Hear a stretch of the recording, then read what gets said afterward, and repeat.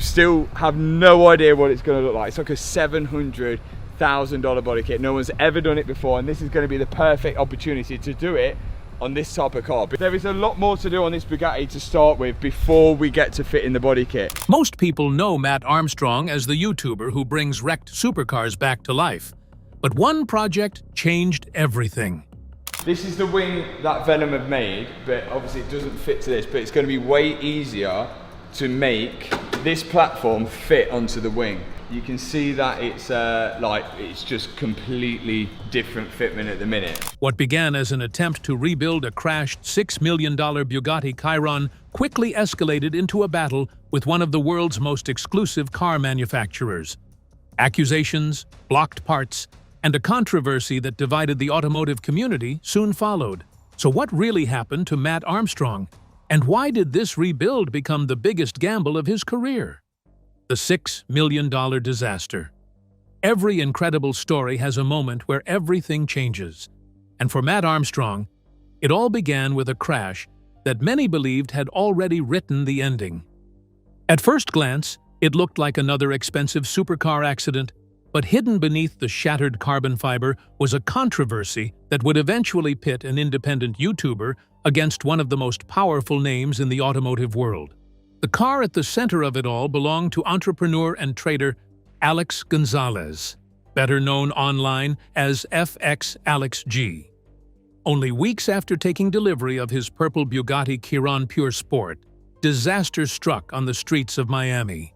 The Pure Sport wasn't just another Bugatti. It was one of only 60 ever produced, designed to be an even sharper, more track-focused version of the already legendary Chiron. Owning one placed Alex among an incredibly small group of collectors, making what happened next even harder to believe. During a drive on a Miami highway, a collision while merging sent the Bugatti into a concrete barrier.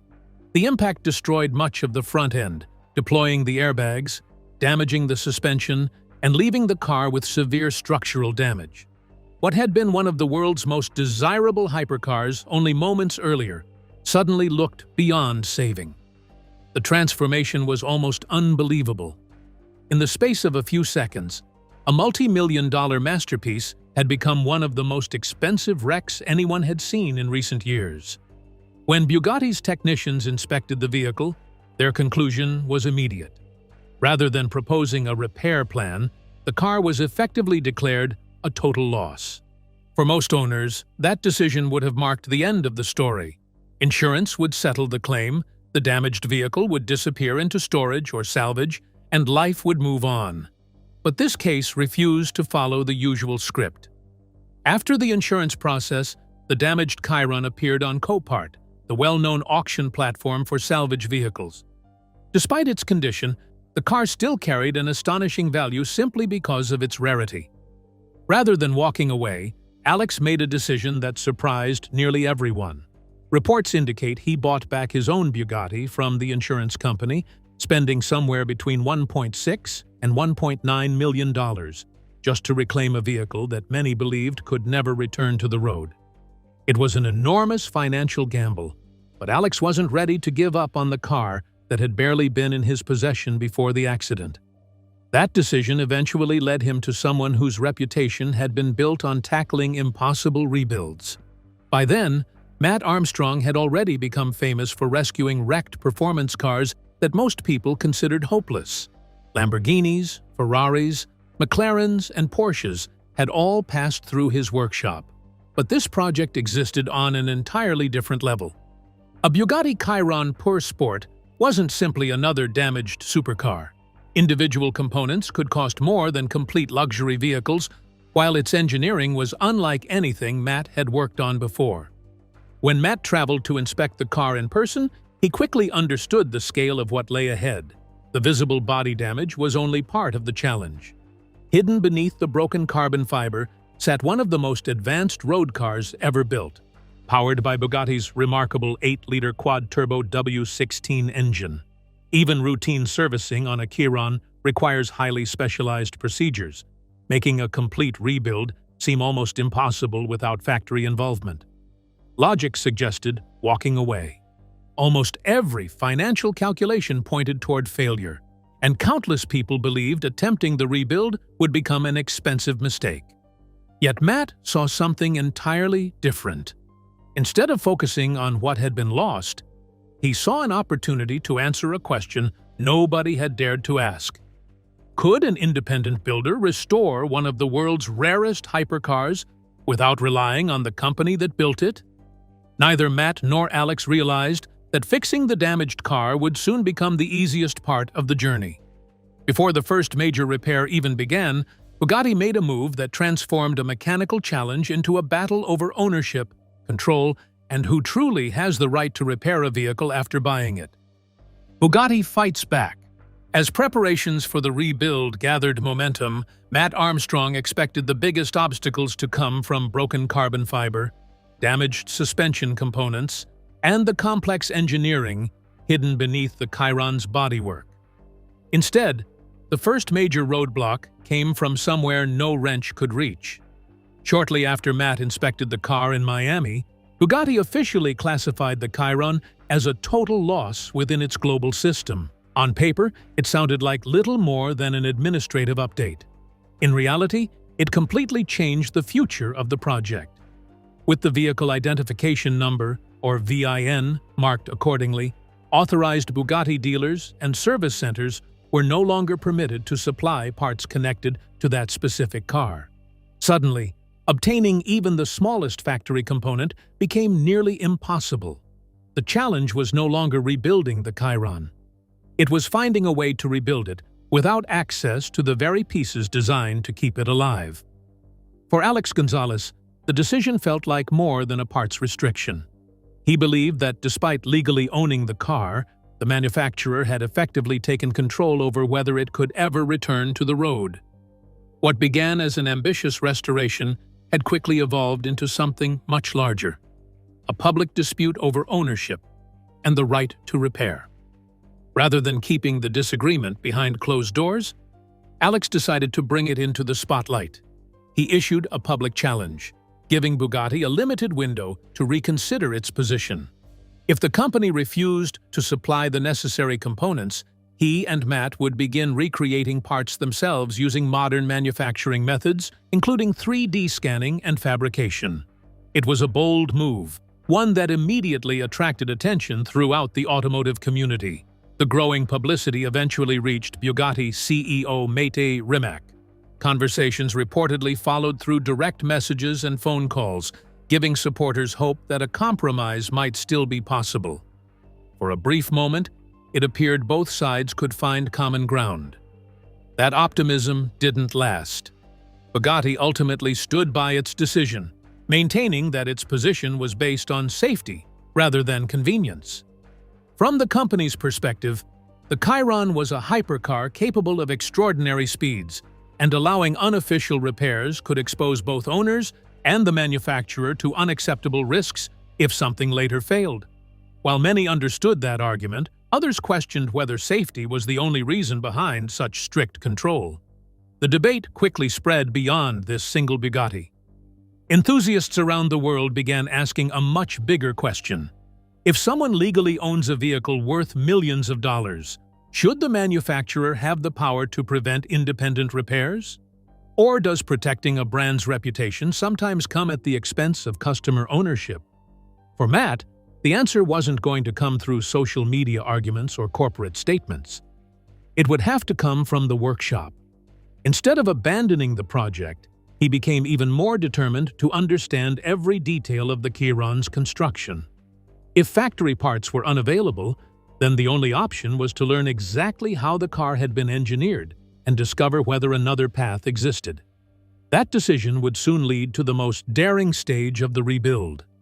To uncover the damage hidden beneath the surface, Mat prepared to perform a procedure that almost nobody outside Bugatti had attempted on a Chiron.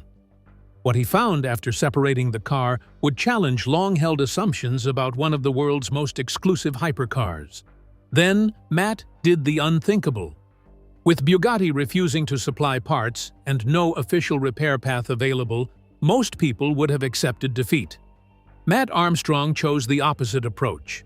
If the manufacturer wasn't willing to reveal what could be repaired, he would uncover the answer himself. one bolt at a time. The next stage of the project pushed far beyond anything he had attempted before. To reach the hidden damage, Mat prepared to separate the Bugatti Chiron per Sport into two major sections, a process normally associated with factory-trained technicians and highly specialized equipment. For many enthusiasts, even watching the procedure felt risky. One mistake could destroy components worth more than entire supercars. As the team carefully removed the massive fasteners connecting the carbon fiber passenger cell to the rear powertrain assembly, the Chiron slowly came apart. It was an extraordinary moment because very few people outside Bugatti had ever documented this level of disassembly. Instead of finding an impossibly mysterious machine, Mat discovered something unexpected. Beneath its exclusivity and multi-million-dollar price tag, the Chiron's construction proved far more modular than many expected. Large sections could be removed rather than being permanently integrated. While still one of the most advanced road cars ever built, it wasn't the untouchable engineering mystery many imagined. As the rebuild progressed, the true extent of the Miami crash emerged, revealing crushed coolant lines, damaged gearbox supports, compromised engine mounts, and structural impact points hidden beneath the bodywork, explaining why Bugatti believed the car was beyond repair. Yet something else became equally clear. None of the damage looked magical or impossible to understand.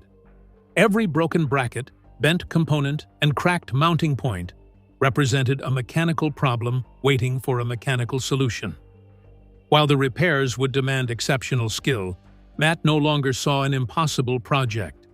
He saw a series of engineering challenges that could potentially be overcome. The deeper he explored, the more another question began to emerge. If these components could be accessed, inspected, and removed by experienced independent technicians, why had the public been led to believe the entire process was beyond anyone except the factory? The rebuild was beginning to expose more than crash damage. It was raising difficult questions about how much of the hypercar industry's image depended on exclusivity rather than necessity.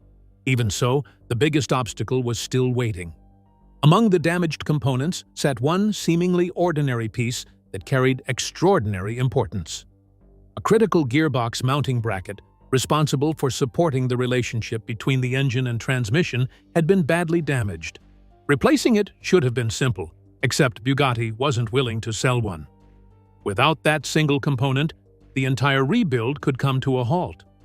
Finding an alternative would require far more than ordinary mechanical repairs.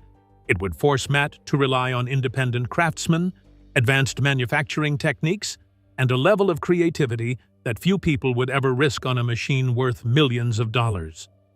The success or failure of the entire Chiron project was now about to depend on one controversial decision that many believed should never have been attempted: rebuilding the unrepairable. The entire project had reached a point where one damaged component could determine whether the Bugatti would ever move under its own power again. Among all the broken parts hidden inside the Chiron, the most critical was the gearbox mounting bracket.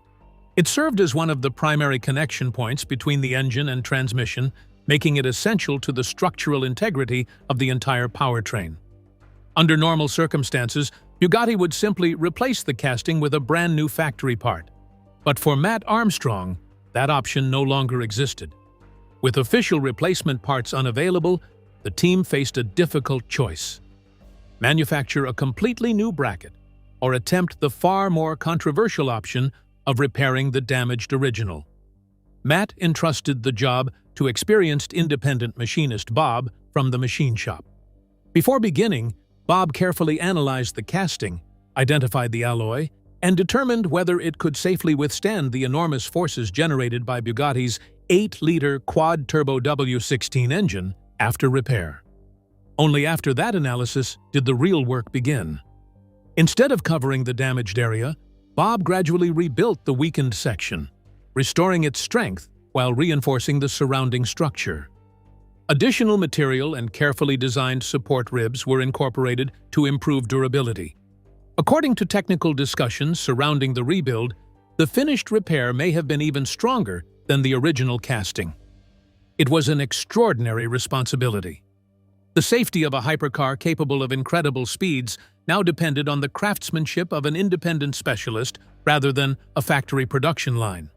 While that crucial repair was underway, Mat continued solving other problems that Bugatti had never intended independent builders to face. Using 3D scanning and computer-aided design, he began recreating components that could not be purchased through official channels. Damaged body sections were digitally modeled, replacement parts were fabricated, and work even began on a custom Valvetronic exhaust system after the original assembly proved beyond repair. As the Chiron came apart piece by piece, another surprising discovery emerged.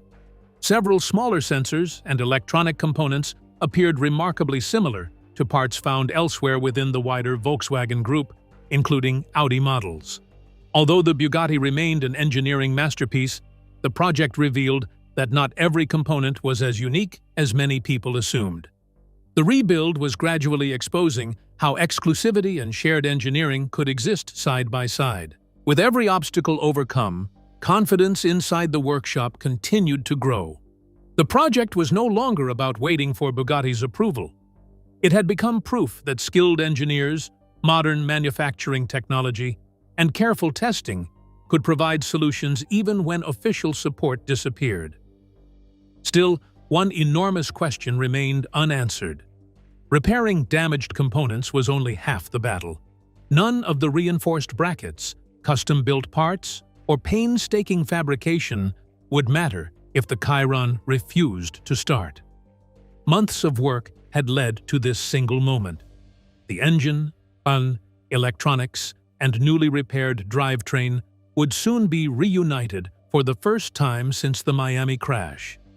If everything worked, Mat would accomplish what many believed was impossible. But if even one critical system failed, Bugatti's warnings would suddenly carry far more weight, and the rebuild that had inspired millions could come to an abrupt and devastating end. Victory, or a bigger problem?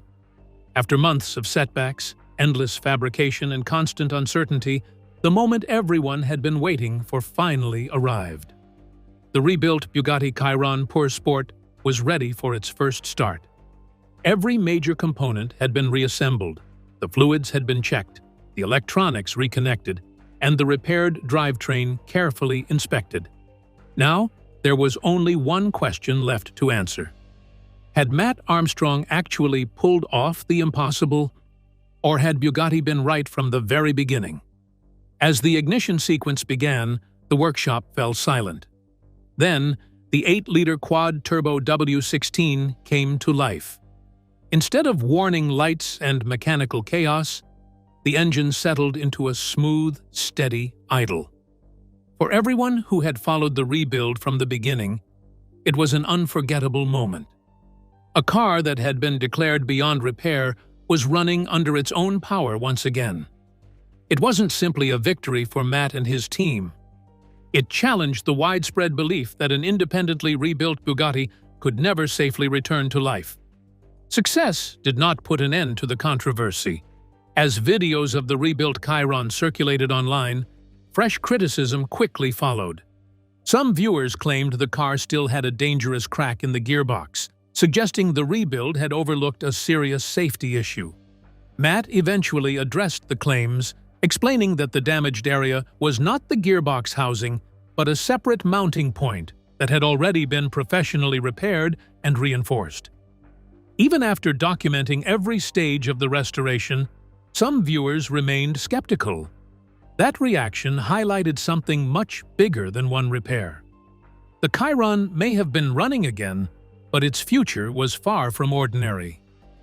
Regardless of how successful the rebuild proved to be, the car still carried a salvage history that would likely affect its value for years to come. Traditional collectors tend to avoid rebuilt hypercars, while insurers often approach them with extreme caution. Ironically, the very project that made this Bugatti world famous also made it unlike any other Chiron on the planet. The Chiron rebuild pushed Mat toward even bigger challenges instead of slowing him down.